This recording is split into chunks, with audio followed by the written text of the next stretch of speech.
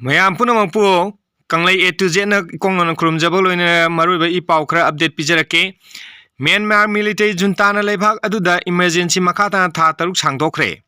Myanmar gi military lengang na ngasi laukthokhiba amagi matung na leibhak adura leiriba emergency do makata na tha taruk ama sangthakigani haikhre. Loina leibhak aduda sahi asigi manungda mikal pangthongna sem sagadari. Sahi manga hena Myanmar di rang thoktuna leglibani. Kumja lisingani kumatoi February amada Myanmar gi military leibhak adu luchingba Aung San Suu Kyi amasung mahaki leingak adugi makok thongbo official sing phadan democracy leibhak adubo amone military room da thamkhibani. Matam aduda irang hojpaw hawrklibani.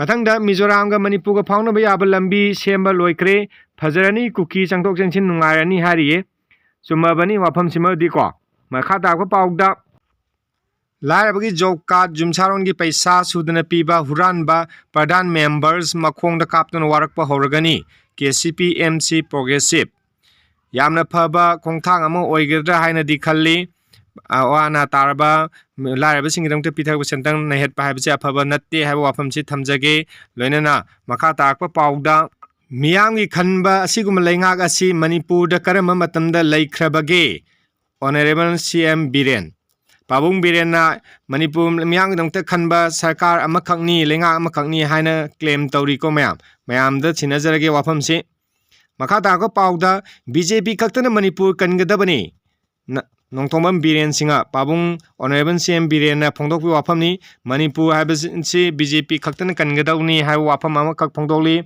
sumi sumde mayamda thamjarage loinana ngasigidi matang asida loisinjage mayamna channel nasibu nungsibiduna subscribe toksanbiu like share toksanbiu haiba wafamsi nolongna thamjari. Thank you all.